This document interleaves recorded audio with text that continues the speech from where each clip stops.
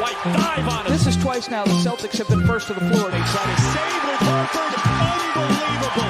Boston first to the floor. So good. Brown fakes, fires up the three. Bang! Tatum dives on the floor. Everybody dives. Jaylen Brown with the flush. Blocked by Porzingis. He's doing it all. Tatum spinning, driving, layup. Got it. Washington drives. Blocked by White. Oh, what a block from Derrick White.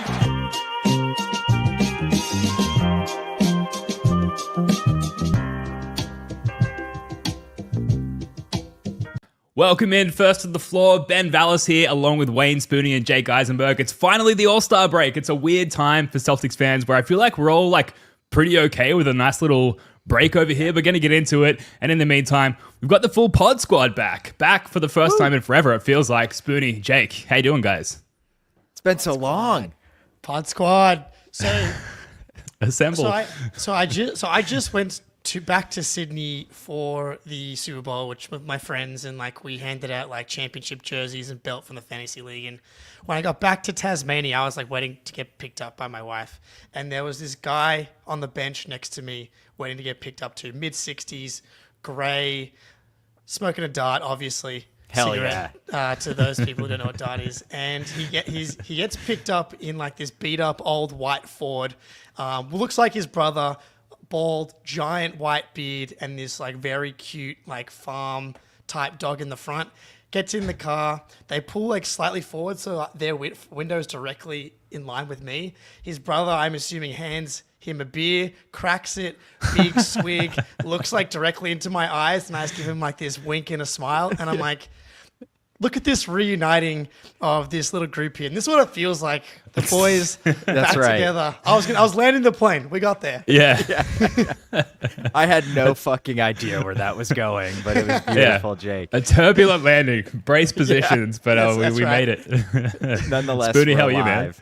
I'm doing good. I meant to disclose this last podcast, but I've quit Celtics blog. I'm doing some other stuff professionally that's taking up a lot of time, so I just don't have a lot of time to write. But I'm doing great. It's kind of freeing not having to write, to be honest, not having deadlines and what is it, a quota every month. So it's been nice to just watch some games, watch the Celtics kick ass, and it's Valentine's Day, so happy Valentine's Day, boys. That's right. Let's talk some C's. Hell yeah. Yeah, happy Valentine's Day to all the lovers out there. Speaking of loving things, as I clumsily attempt to Nailed segue it. here. Yeah, oh yes, always. The Celtics. 2 a.m. on the radio to all the lovers out there. This one, Spurs There you go. 103. Barry 116. Manilow. Hell yeah, let's kick it over to Jake for the hosting. You got it. You nailed it. Nailed the vibe. Celtics, who we love. That's where I was going with this. They win 116 to 103 over the Spurs. KP made Victor Wembanyama look like a mere child. Spooney, Jake, quick round the room here. Standout items from this game for you guys. Go ahead, Spoons. Okay, I think for me, the defense has been insane lately, and it really feels like they're getting back to kind of the shepherd people into the mid-range style defense that they have been so well known for a while. 38% of the Spurs shots were in the mid-range, which is 83rd percentile, which is just an insane number.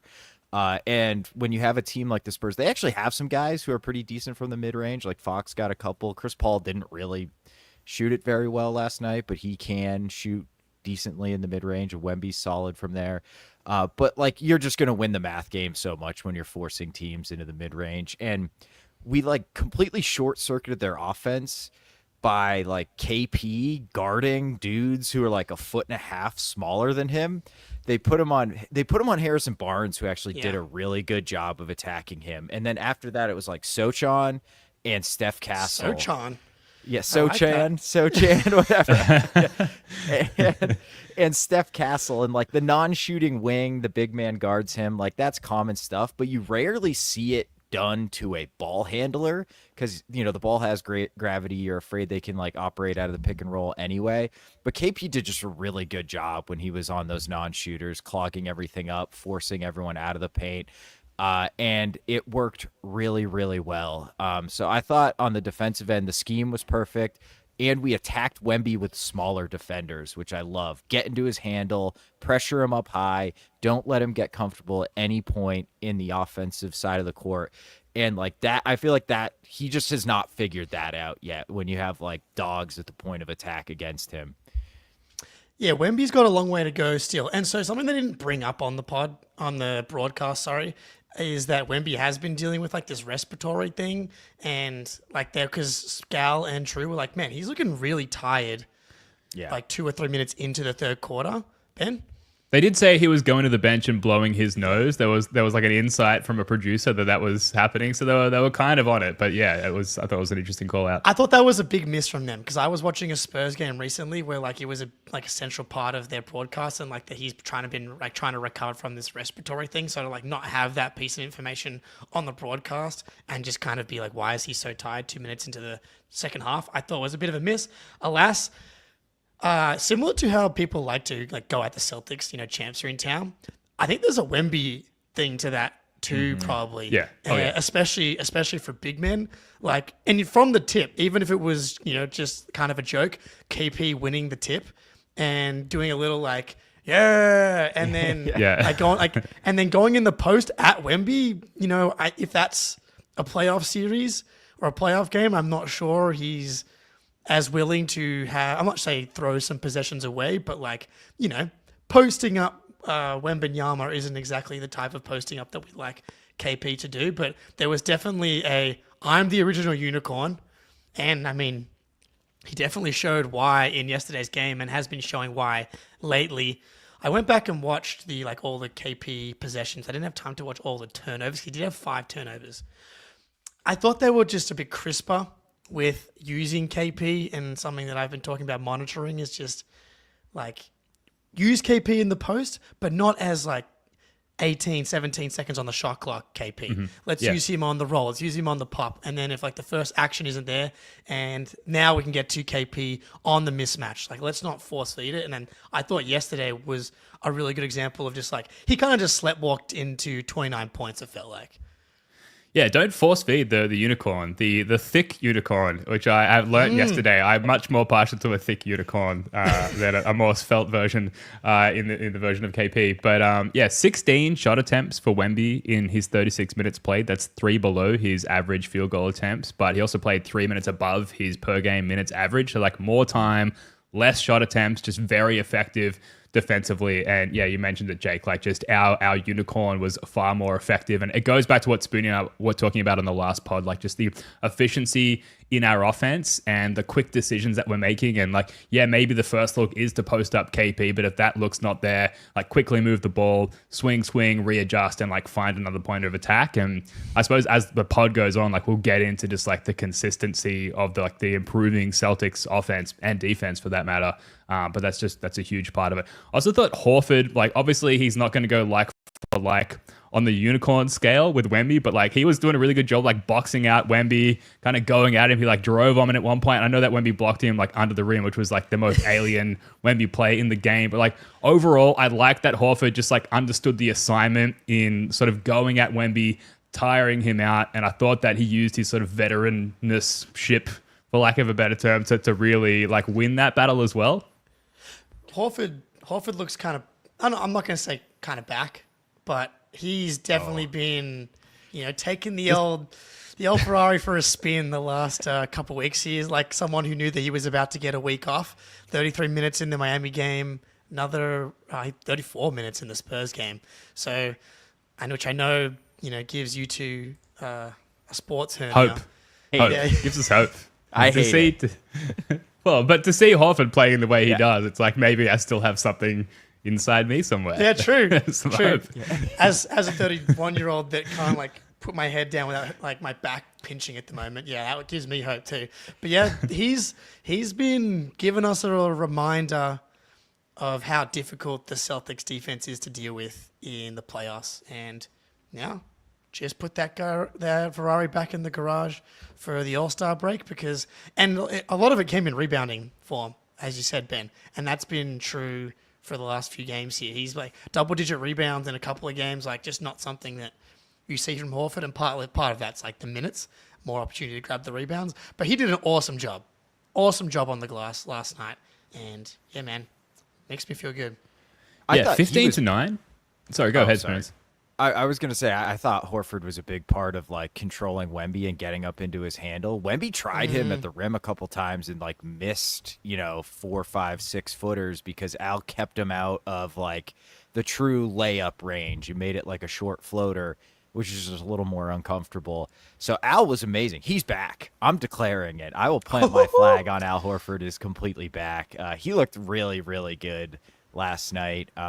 Part of the reason he's getting a lot of rebounds because we're forcing a shit ton of misses over the last few games as well, too. So there's a lot of rebounds to be had.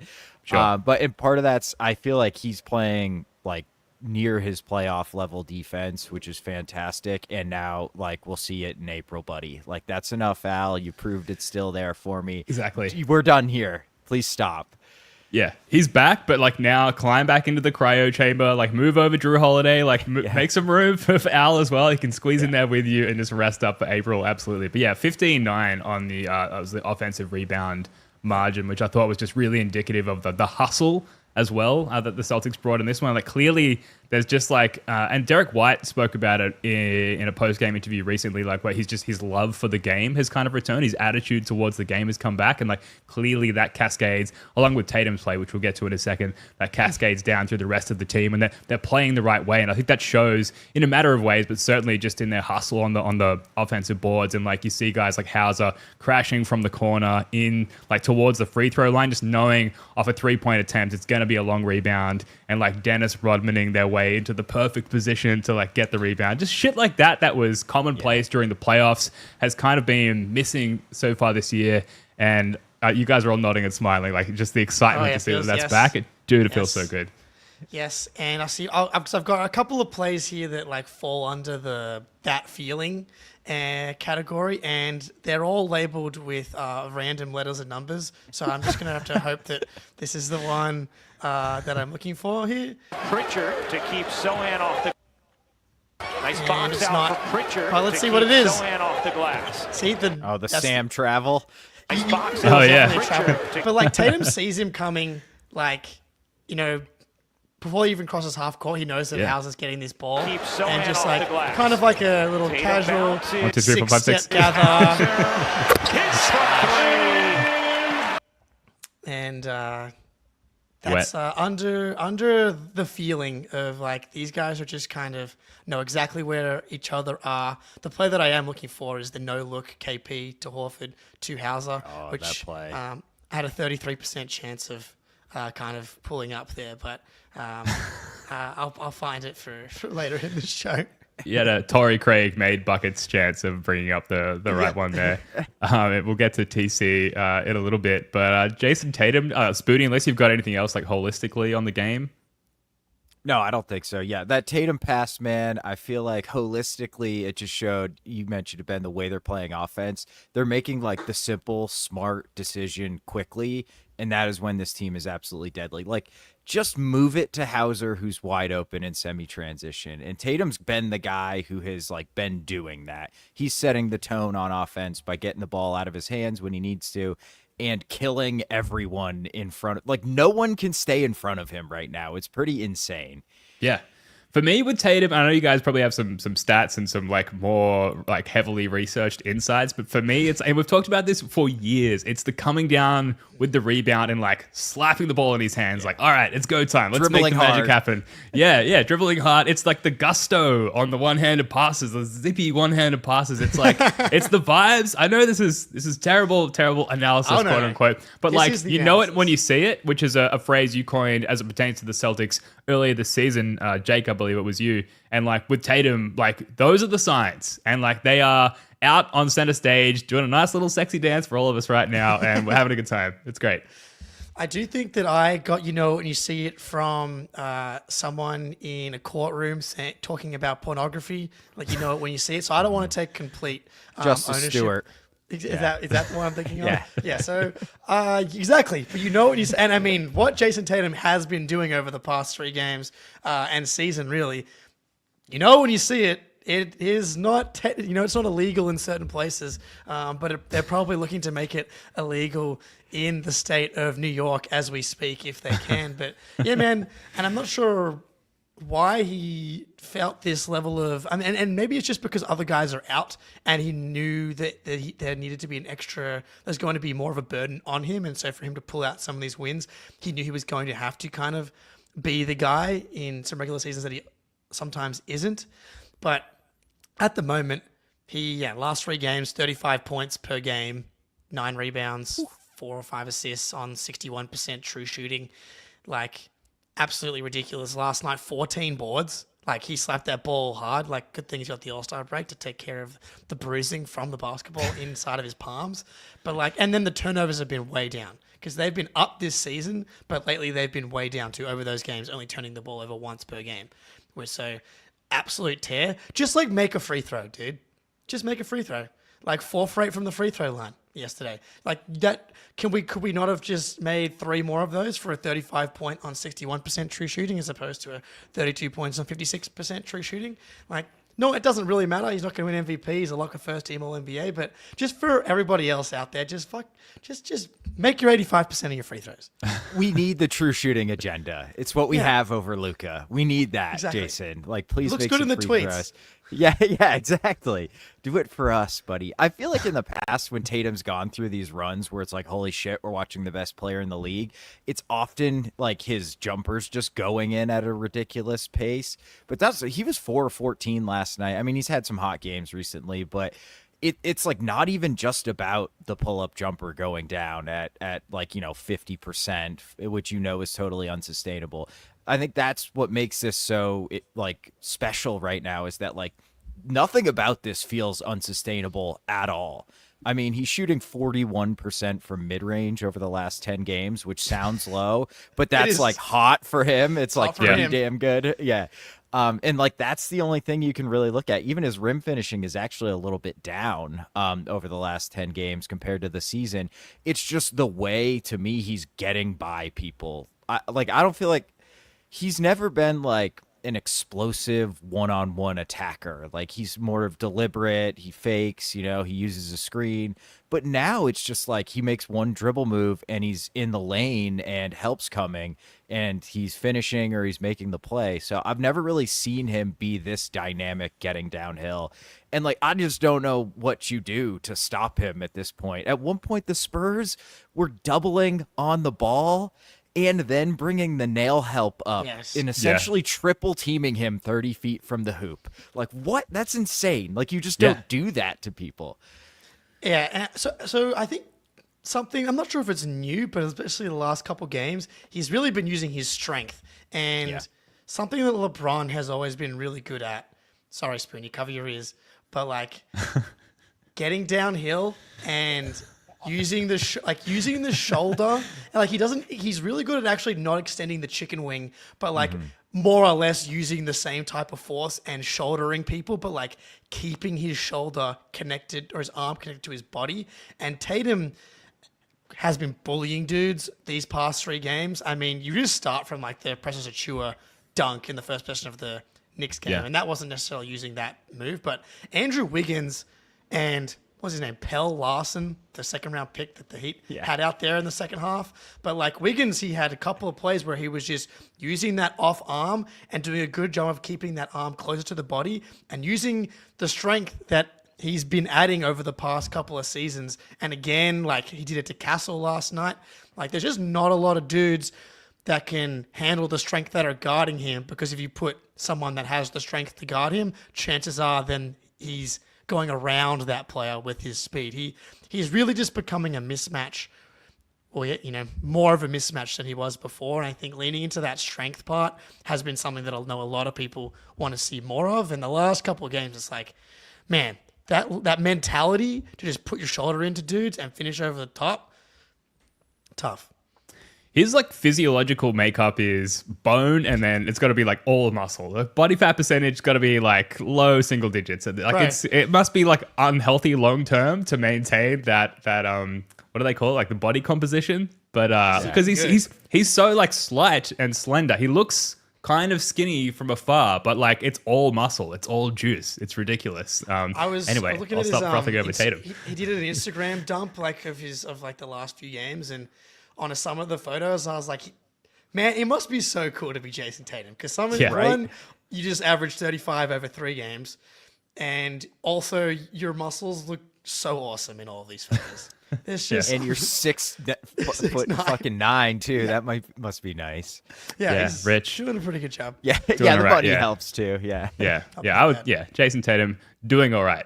And also, basically, LeBron James sans the decision, I think, is where we got with that strength comparison. So, love to hear that. Talking of amazing players, Derrick White, 19, 7 and 9. Let's ignore the 6 turnovers because it was just a turnover heavy game for the C's, really just for Derrick White and Kristaps Porzingis, but drew another charge in this one. Has maintained his like I'm back mentality, and I guess it makes sense to talk about Derrick White right after celebrating Tatum's successes because those two are like connected at the hip as far as if one is playing well, the other one seems to benefit from that as well. Yeah, man. I love the pace and tempo Derrick White is playing with right now. He was pressing for a while there when he had that downslope for the last month and a half, and now he's just brimming with confidence. He's setting guys up on the pick and roll so calmly, so competently. Like if you need a rescreen, get a rescreen. Little hesitation dribble to make sure they get good contact. And then he's like darting downhill when he needs to, and the pull-up threes when the help defender doesn't get up to the level. It's like, oh, you're not gonna switch aggressively on me. Okay, I'm pulling up and I'm probably burying it. And it's like, it's making me realize like maybe that like cold streak for the Celtics was really just Derrick White not playing that well. Like that's how important he is to this team because like Jalen's out, Drew's out. You get a good game from Derrick and a good game from Tatum and KP, and you blow out a like decent Spurs team. Like D White is kind of like the bellwether of this team. I feel like especially offensively, like if he's going, we just become totally unguardable. So good, man. So good. And that's why there was no late night show yesterday. I had business to attend to. Valentine's Day. Yeah, exactly. That's right. Yeah. That's right. Like, All-Star break. Got to yeah. make plans, book flights, hotel rooms. Come on, man. We're back. And to see the mistresses get back together once again has been nice. Like that confidence, and you guys talked about it on the last pod, but like I'm not sure where the Tatum Derrick White 2-man game went for like 2.5 weeks, but like it's back and it's so good, and it really like it kind of hinges on Derrick White's mentality because it doesn't work as well as unless he is aggressive scoring as well, because there are going to be possessions where they leave him a slither of space and they shade towards Tatum and he has to get downhill, make a play for either himself or for others. And yeah, yesterday I thought like he ends up 7 for 16. Like he was really just 1-3 away from having like a really, really efficient game. Like the rebounding, the assisting, the back tap on Wemby, the coming around a screen, floating forward and hitting the 3, like that was just a really tough shot. Yeah, man, he's back. I hope I hope that the way that it works for him, he's like a Saiyan warrior in the Dragon Ball Z universe, where every time you lose a fight, or anytime you fight in general, you come back stronger. And every time Derrick White goes through a slump, I think that he comes back stronger because like he's such a confidence-based player. And like every time he goes through a slump, it almost feels like he kind of thinks that maybe the previous like 6 months of being a fringe all-star was a lie, and that like he gets this imposter syndrome, and then he snaps out of the slump and then he like levels up again. So I'm hopeful that he now is Super Saiyan 2, 3, because if that's the case, then we're going to sleepwalk to the title again. But him remaining confident, especially coming out of these slumps, like it should give you more confidence every time you break out of one. It's like, see, just another one of those slumps happens to everybody, and we're back.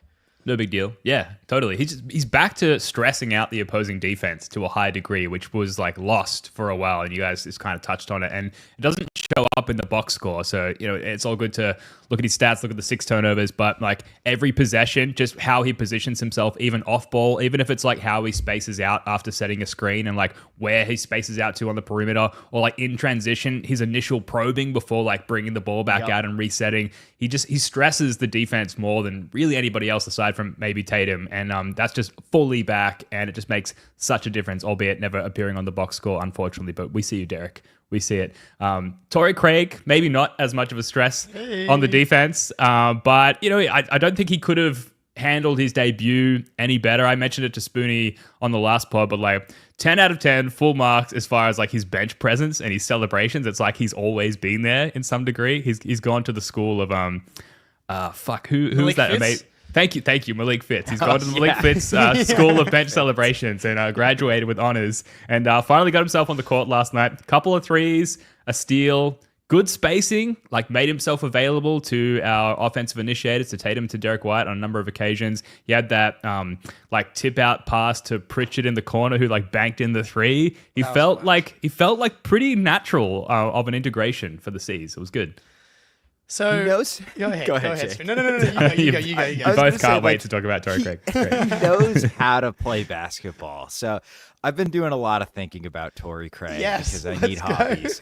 And so like my kid calls his humidifier the human fire because he can't quite like it's just not like the perfect fit. Tough. Yeah, like he just can't quite get there. And I think that's where I'm at with Torrey Craig. Like, is he a 3-and-D guy? Like, yeah, but just like not quite for me. And it's really the defense side. I just think against a better team, he's really going to get exposed defensively, but he's perfect for matchups like this. You can throw him out there. He'll make a couple threes. You have to guard him at the 3-point line, which has inherent value on the Celtics team. So like for a buyout guy, he's a home run. I just like have seen some Reddit threads that make me think people are thinking of an entirely different player than Torrey Craig, and I'll leave it at that. How tall do you think he is? Because on Basketball Reference, Basketball Reference 6'4". 6'4". Also on Basketball Reference, he's 6'7". He's 6'7" on Basketball Reference. Okay. NBA has him like 6'5". I just think he looks like a big wing. Like he's a big wing to me. Yeah. So I don't know what the height actually is, but he looks tall to me. Definitely taller than you and I, Rivens. That's for damn sure. But yeah, like Steven in the Discord, Spoonie are definitely captains of Torrey Craig is actually bad island, or the ship that's like slowly sinking so far. We've got a hole, all right? We can plug it. Yeah. So, look, if he continues to shoot 100% from 3, it's going to be a home run signing. We're look dumb. Yeah. But like, I can accept that maybe he's not good generally, whatever. But like, if you're tall, relatively athletic, and like you're a legit 40% 3-point shooter, like you're just going to be good on the team. And having a veteran wing, I just like. It's just not a position that we had before. Like we love Walsh. Yeah. Shireman is out there currently, he's out there. We kind of like Drew Peterson, but like Torrey Craig, he knows what to do. That was his first game. Clearly, like it's going to take time to get up to speed. But if you can just make the right decisions and then shoot the ball at 38% from 3. And have a quick trigger and make guys guard you, that's just valuable to me in the regular season. And obviously I'm just high off the 2 for 2 from 3 and the clip of him playing and the basketball. steal. And playing basketball with Deuce before the game. Like, this guy knows what he's doing. Coming in. He's a buyout guy. Like, it's great. Him having one decent game, it's like, okay, congratulations. That's a great signing. Yeah, done. Yeah, good deal. I saw on the Still Potable podcast they've anointed him Scory Tory with a tip of the cap to Scary Terry, which I like. I don't mind just TC as well. It sounds good. But glad to have you, Torrey Craig. Craig, I should say. I'm never going to get that right. Tory. Wow. Tory Cruggets. Buckets. That's awful. Go ahead. Continue. Get me out of here. We'll help those guys workshop that. I do need to give an acknowledgement to Luke Cornett's offensive rebound, dunk, scream at everybody, completely shatter the confidence of everyone who's ever worn a San Antonio Spurs jersey with his dunk and scream. Love to see it. Cornet, like not an amazing Cornet game, but just a continuation of like, yep, he's there, he's ready to go. Like put him in any situation, and like you're going to get the best version of Luke Cornet that we've ever seen. And there were times throughout the game where it was starting to swing back in the direction of the Spurs. That was one of them. KP with a wing 3 after the Spurs had cut it to 10 as well to put it back up to 13. Another huge like moment of just like relieving the pressure. But I love that what we're continuing to see from Luke Cornet in this one. Anything else, like as we sort of get to the end of our notebook on this game, anything else stand out to you before we move on? Cornet's just rocks, dude. Like his development's it's kind of changed the team, because like the double big lineups with either him and Al or him and Porzingis, like he is now kind of, I don't know if he's supplanted Hauser or Pritchard, but like he's like moved into that tier of guy off the bench now, where it's like Horford's your 6th man for sure, and then Cornet, Pritchard, and Hauser are all in the same group to me, whereas before it felt like the top 8, and then it's nice to have Cornet, but now it's like a legit asset to the rotation and your versatility. Like, I'm getting chills thinking about Luke Cornet's development, bro. And we have his bird rights. Great news. Hell yeah. His passing has just come so far. Like, he was always like good at reading the game, but man, some of the passes he throws are legitimately ridiculous. For like, he's not just a good passer for a big anymore. I think he's just a straight up good passer, like regardless of position, which is it's such a weird thing to have to defend. Like, you're telling me this like big goofball is going to like hit KP on a lob backdoor when he's like running handoffs? Like, how the fuck are we supposed to defend this? We got 3 guys guarding Jayson Tatum. So the fact he can leverage like the gravity of these other guys, even though he doesn't shoot it anymore, it's awesome, man. And he's gotten so comfortable defensively too in the scheme and rim protecting, and the rebounding being good finally has like really changed who he is as a player, because at times he was unplayable due to the rebounding, and now he's kind of a beast on the glass. Dude, offensive rebounding machine now. He was like 15th in the league in offensive rebounding percentage a week or two ago. He had 3 last night. That's, again, another offensive asset. I love that there's some guy in Boston who's still giving the same haircut that he once gave Kevin McHale. He's now giving it to Luke Cornet once every 6 weeks or so. It is identical. But look, the Celtics, 8-2 in their last 10. You love to see it. Top 5 in net rating, top 5 in assist-to-turnover ratio, effective field goal percentage, and turnover percentage, while missing multiple starters across that last 10-game stretch. Before we get to an ad break and come back with our like title confidence discussion, got to give a shout out to Christine, longtime listener. It's reached the point where like it would be inexcusable to not give Christine a shout out. Christine is a longtime fan of ours who like constantly hits us up in our Instagram DMs, just like, I'm going to this thing, this event.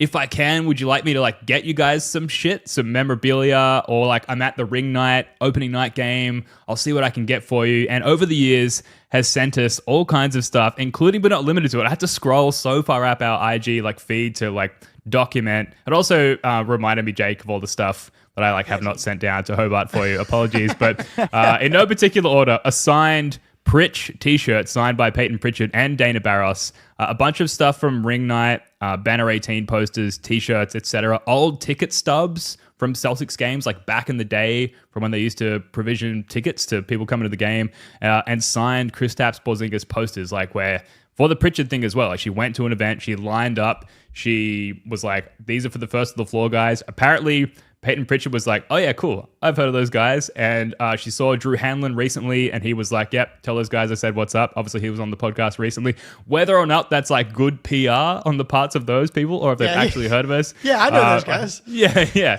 But you love to hear it. I'm laying in bed at night. You know, obviously there's a time zone difference, and the messages from Christine come in the middle of the night, and it's like, yeah, Peyton Pritchard said he's heard of you. I'm like, that's fucking cool. So shout out to Christine. Thanks for all the gear. Life. Yeah, absolutely. Jake Eisenberg, I'm sorry I haven't sent any of this stuff down to you, but we're living the high life. It's great. Dude, Amazing. we really appreciate it. Like, you know, all of us don't live in Boston, so to feel like that we're there in a way through like the whole existence of the podcast, like this is awesome that it feels like we're part of the Boston community in a way, and Christine extending that to us by like picking this stuff up, like it means a lot, because like we're obsessed with the Celtics, And so we don't have like access to getting this stuff. And so to get it is incredible. And yeah, shout out to you, Christine. Yeah, it's amazing. Thank you so much, Christine. The KP poster is proudly displayed in my office. It's awesome. Everything she sends us is awesome. I wear the Banner 18 shirt all the time. So it's wonderful. And like, it really does. It's like means a lot. Like, I feel lucky that someone, who's a listener and a fan of the show gives a shit enough to like, send us stuff. It's really awesome. And it's kind of something I never expected to happen. So thank you, Christine. Yeah, huge shout out. Shout out to everyone in the chat as well, and everyone who spends time listening to the show and engaging with it in one way or another. We love you guys. We're going to come back and talk about title confidence stuff, for lack of a better term. But first, a quick word from our friends over at Prize Picks. All-Star Weekend is almost here, and Prize Picks is the best place to win cash while watching your favorite players during the game and the Saturday night events, like the 3-point contest. You can now win up to 1,000 times your money on Prize Picks. Sign up today and get $50 off instantly when you play $5. You don't even need to win to receive the $50 bonus. It's guaranteed. The Celtics have been monsters, dominant lately, so I've been hammering more on various Celtics. One of my favorite mores isn't Peyton Pritchard points, not the triple P. Peyton Pritchard has been diming people up. Give me Peyton, more assists. You may have heard of Jayson Tatum. He is on a mission to go more on points every night. So get in on the action. The best part is Prize Picks puts their members first, so all withdrawals are fast, safe, and secure. When my picks hit, I can get my money in as quick as 15 minutes. Download the app today and use code CLNS to get $50 off instantly after you play your first $5 lineup. Download the app today and use code CLNS to get $50 off instantly after you play your first $5 lineup. Prize Picks, run your game. Shout out Prize Picks, shout out the CLNS Media Network for presenting the First to the Floor YouTube show and audio podcast. Moving on, what is the case for the Celtics remaining the title favorites for the home stretch? Now, Jake, I believe it was you who collated a number of stats that help us sort of understand where the Celtics are positioned as far as title favorites. So maybe I'll throw it over to you for this one. Yeah, I mean, outside of them just being awesome and having just won a title after a historic season, and they are now putting together one of the best title defenses in history. And like the average, we've covered it. Win-loss record drops by 9.6 wins for repeating champions the following season. They're like 4 games behind their pace last year. So just that aside, how are you going to win a title? Well, you're probably going to have to beat some of the following Knicks, Cavs, and Bucks teams on your way to getting there. The Celtics are currently 7-1 against those teams, and their one loss came against the Cavs with no Jalen and no Derrick. Like, the Knicks game really crystallized it, I think, for us, and because there's just no way we don't match up with them in the second round, unless one of the Knicks or Celtics don't make the second round.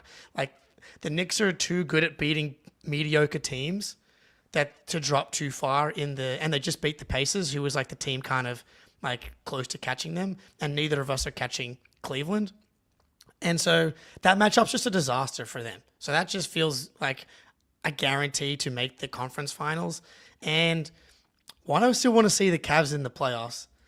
And two, I just don't think that matchup favors them either. And everything we said about Al Horford. But like, as far as like the simple path getting to the finals, I feel so confident about who our competition is and who the Celtics are and their versatility and variety of matchups that I'm like, I just don't think the path's going to be as hard as maybe it felt like it was going to be 6 weeks ago. I wouldn't be shocked if we see the Pacers in the conference finals again. Please no. I know. I really wouldn't be though, man. Like, I really like how they're playing. And to your point, like, I got to see it with the Cavs. I mean, I've long been a Cavs doubter, at least insofar as their playoff ceiling goes. I just don't know how you defend with Darius Garland out there. Like, it's just really, really, really, like, we know it from the Kemba and the Isaiah Thomas days. Like, you have to basically angle your entire defense to cover up for that guy. And then what are you going to not play him? He's super important to their offense. So I think playoffs are about exposing weaknesses. The Celtics do not have any. Maybe the Cavs shoot better than we do. Maybe the Knicks, Brunson is better at pick and roll than any Celtics play. These teams have things they're better at than the Celtics, but they also have massive glaring weaknesses that the Celtics don't have. So I'm extremely confident we will at least make the finals. As confident as I can be. But the finals kind of a different story. Yeah, not to get too far ahead of ourselves, but who is currently the most worrisome figurehead out west? Because Denver have been really good recently, and as good as OKC have been, I worry that Jokic, despite OKC's success, Jokic still poses the most dangerous matchup nightmare for the Celtics. So I almost don't want to think about it, but it's kind of naturally led this way based on this discussion. Who stands out as the most terrifying West Conference opponent for you guys? So couple of things. One, I'll answer the threat question first, but it's OKC and Denver and no one else to me. And OKC, I've made the analogy, is like the talented version of the Miami Heat teams that have given us trouble, where that just incredible perimeter defense that brings out the turnover Celtics and Jalen just going evil Jalen mode. And as good as Tatum has been, that type of team that gives us flashbacks to the 2022 Warriors team. I'm not necessarily saying that will happen, but I'm they have the defensive personnel. They are putting on the best season in NBA history by net rating. Best defense ever. So I take really seriously. I'm not sure. I haven't decided yet who I would prefer to see between them and the Nuggets, but the Nuggets is the other team. And it's purely a Jokic is the unsolvable problem thing. I think defensively we can make things really hard for OKC. That OKC Celtics finals would be disgusting. It would just be disgusting. It's just defensive slugfest. But the Nuggets thing, I don't think we have a solve for Jokic. I think that we could really, tear them apart on the other end offensively. But Jamal Murray just had 55 points last night. He's kind of back to being that fringy all-star type of guy. And dude, they've won. They had no chance of hitting 40-20, and they basically needed to win 14 in a row, I think. And they've won 8 in a row. They need to win 4 more straight because they're currently 36-19. They were dead in the water with 40-20, but then they won 8 in a row. So they win 4 more in a row and they get there. So those are the two teams that I'm concerned about. Yeah, I'm with you. The Nuggets, to me, are they've been super streaky this year, and it almost feels like if Murray's feeling good, they seem an elite team, and if he's not going, then they're beatable. I just like how we match up against the Nuggets everywhere other than Jokic, which gives me a little bit more confidence in facing them. I feel like we can outscore the Nuggets. The Thunder, to me, feels, you're right. It would be a mess. It would be like early 2000s ISO hoops because the defense would just take everything away, and it'd be who can score more, Shea or Tatum? And I feel like it would probably end up coming down to shooting variance from your role players, and I think we probably have the edge there. But, they've got guys who can make shots, and I just would have the Thunder series probably as a coin flip, where I think we're slight favorites against the Nuggets, maybe even slightly more than double slight. We're the slight favorites against the Nuggets, and Thunder I think is probably pretty even odds to me. Yeah, that was sort of my one escaping thought of escaping from this nightmare of who could we play successfully in the finals versus the West, and it's the fact that we could outscore potentially the Nuggets. As much of as Jokic is a total nightmare, maybe after that there's a bit of a drop off, and Murray has been streaky, like you said. Maybe we can just outscore them and let Jokic do his thing and just kind of dominate on the other end. But it's tough. But maybe we're getting ahead of ourselves. Obviously, No, not getting ahead of ourselves. Nick, never get too ahead of ourselves. All right. I was trying to figure out yesterday. I was watching all these hoops. I was like, what do I think is the best possible path? Because I like to just have my rooting interests in line every day when I'm watching basketball. And for the West, I've decided that we really want the Warriors to get the 8 seed, because Thunder Warriors, that's a terrible first round matchup. That's awful. You have a 67 win season with an all-time net rating, and you get Jimmy, Steph, and Draymond in the first round. That's terrible. And the game yesterday, the Mavs played against the Warriors. I don't know how. Kyrie Irving, got to credit him, man. He's hooping, dude. The culture in Dallas is still somehow standing, despite everything that's been going on. And like, he's right at the center of it. I got to give credit where credit's due. He had one of the craziest games I've seen yesterday against the Warriors, but I don't think that's indicative of like whether or not the Warriors can make the playoffs. So hopefully you get them in round 1, and then you get Lakers in round 2. So it's like Luka, LeBron, they've like figured enough out to get to round 2, because I think that's a bad matchup for OKC. I don't think OKC would lose, but they don't really have the defenders for LeBron and Luka. Not very few teams do. I think they'd kind of tear them apart defensively. And then they get Nuggets in round 3. And that's just like a gauntlet similar to what the Celtics went through in the 22 finals, where by the time they got there, they were just done. Like Rob Williams was done. And hopefully the Celtics go through it like a 12-4 like type of 12-5, something like that, to get to the finals. And they're fresher, whereas OKC are just like running on fumes. That's what I'm hoping for from the West. And then kind of want the Bucks to stabilize in that 4-5 matchup. I'd love to see the Bucks play the Cavs in round 2. That'd be nice. Spicy, yeah. Yeah, That would absolutely. be wonderful. I think Indy would probably be in the 4-5 though, right? Yeah. I think Indy would beat the Bucks. I don't know. Giannis is superhuman, but it's just Indy's injured again. just so hard to guard. Yeah, right. So I'm just praying the Lakers make the finals because I think we would crush them. Destroy them. Yeah. Jake, did you say that we were 4 games back on our All-Star break record from last year? Correct. Yeah, that's man. what does it for me confidence-wise. Like, they told us the title defense would be super hard, and at times, like, I know it's been up and down. It kind of has been hard, and I say that as someone who has not lifted a finger throughout the process. But, like, tough, emotionally, it's been tough. It's been difficult. We talked at the beginning of the show, like, it's kind of welcoming the All-Star break for the first time ever as fans. And yet, like, if you had told me we'd get to the same juncture and only be 4 games back, despite the challenges of a title defense and playing into June and going to the Olympics in Paris, injuries, playing in Abu Dhabi, like despite all of the above, all of those additional challenges and just additional mileage on the legs of our guys and the staff and everyone involved and us, evidently. And you told me that we're only 4 games back despite all that. I would celebrate the fuck out of that, which is what I'm choosing to do right now. And meanwhile, 40-20, which we've been harping on, and Dan Greenberg of Barstool Sports like brought this into our lives as a stressor. And now it's like we're 39-16. We're right there. It's in our grasp, and then I feel like that does like release some pressure from the valve a little bit, and we can kind of move on. So it's kind of all coming up Celtics fans right now. Feels really good. Another piece that I really like, Stephen from the Discord, brought this stat up. Since December 1st, the Celtics are second in defense. That's only behind OKC, who are just the defense is out of this world.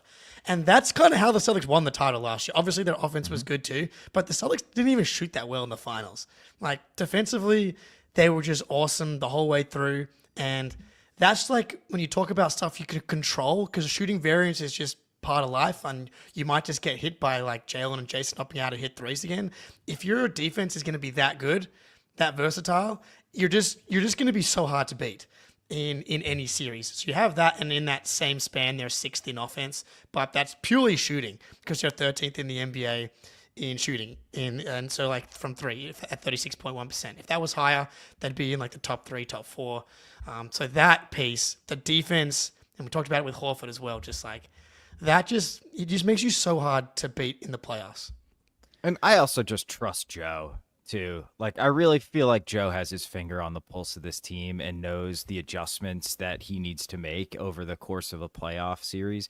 And it's nice when your team doesn't have a clear exploitable weakness either. I mean, like, obviously, hey, maybe the shots don't go in. That's probably what's going to happen if we lose, right? It's like, well, shit, we were cold for 4 games and we lost in the conference finals. But so, I mean, I think like from coaching to the roster construction to the scheme, like when the switch is flipped, they look like the best team in basketball to me. And like, I'm not going to let a month and a half of the switch very much not being flipped worry me about that. So no team wants to play the Celtics in the playoffs. Like, if you go the flip side, everyone's doing what they can to avoid us, which is like the highest compliment you can get. Someone snuck into the shed at night and taped the switch down for like all of January, which is real tough. But I guess the adhesion on the tape has worn off and we're back, baby. Jake, I know you've got some like more that feeling clips queued up? Like, do you want to get to any of them before we move on to Schadenfreude? Let's just run this one, because in the finals, the play that it reminds me of, PJ Washington's dribbling it up the court. I think it was game 2, and he kind of gets trapped and throws it back to Luka, who has to throw it again, and Derrick White picks it off and then hits it to Holiday, who hits it back to Horford, who hits it to Holiday, hits a 3, and he does a celebration. Just like these little moments that are just pure basketball, ecstasy. That's some of those things we've been missing the past month. And this play here goes into Porzingis, back down, behind the head to Horford, to Sam Hauser for 3, nothing but the net, who hasn't been able to miss in basically since the beginning of the season. And this one just reminded me of the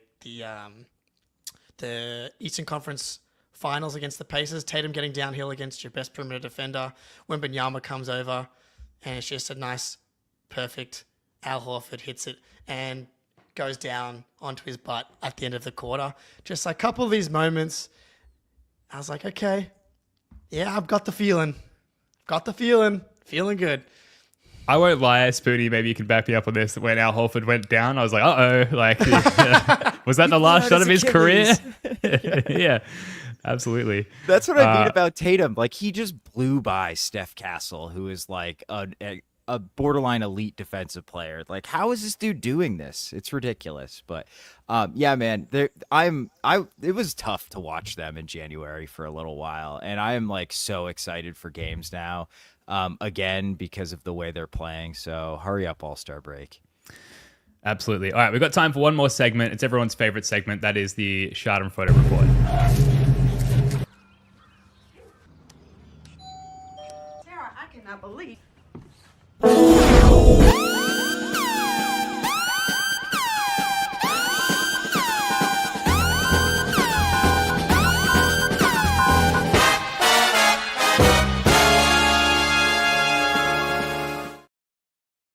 Jake Eisenberg, there is back. so much Schadenfreude circulating around. It's been an amazing Schadenfreude season. And as we've sort of managed to elevate ourselves out of our own sort of malaise, it seems like a higher time to look down at the rest of the league, at what's being fucked up across multiple franchises, Jake. Man, I just have to adjust the priority list on the run sheet here, because I don't want to run out of time. So starting with the Sixers, Another play here. If you haven't seen this, Sixers down 2 with the ball against the Raptors. 15 seconds. Maxey, Embiid pick and roll. Maxey collapses the defense, hits Embiid, butt naked, wide open. No one even above the free throw line. Passes it up and just dribbles it off his back. Grady Dick grabs it back the other way. Dick gets fouled, and that just ended the game, and what put them on a 5-game losing streak, I think. Well, and then they lost to the Nets last night. Night. Yeah, and so good. And so good. And then, obviously we don't joke about the injuries, but the mismanagement of the communication and the mismanagement of the actual injuries is more what's just so insane. Embiid randomly coming out and saying, oh yeah, I need another surgery. It's going to be a long layoff. Paul George coming out and saying he's taking injections for this groin injury. It's why are you letting these guys play? One, they're worse when they play anyway. They've been awful with Embiid on the court since he's come back. And Paul George has been so bad. It's they're worse with them playing. Maybe that's part of the tank. But you're literally you're showcasing why these are 2 of the worst contracts in the NBA. These are easily top 5 worst contracts in the league right now. And it actually kind of is a double win for Celtics fans, because 1, it's fun to watch them fail, but 2, we kind of want them to keep losing additionally, because we want them to get into that 6 or better slot, so OKC doesn't get a top 6 pick. So it's just kind of just an enjoyable car crash. Yeah, it's so brutal, man. It's annoying they got Quentin Grimes for Caleb Martin, though, who Yeah, I think nice. is young and pretty solid. So now they have 3 solid young guards that they can kind of do something with. But the push comes to shove, you have 2 albatross contracts that you absolutely can't move. And they're giving interviews about how injured they are, and then are going out there and playing for a team that's like 14 games under 500. It makes no sense at all. Nick Nurse is a fraud, a massive, massive fraud. And you just love to see it. It's just, I mean, not the injuries, but the failures, the extensive failures of the Sixers franchise. Like, I don't know how you can be a fan of that team. And I would be calling for Nick Nurse to be fired because he is a fraud. Yeah. It's peak Schadenfreude. It's the bad stuff for someone else that makes you feel real nice inside. And the Rights to Ricky Sanchez podcast is like back on my most listened. I only listen to them when they suck, which is most of the time. And I feel bad for them because they seem like wonderful dudes.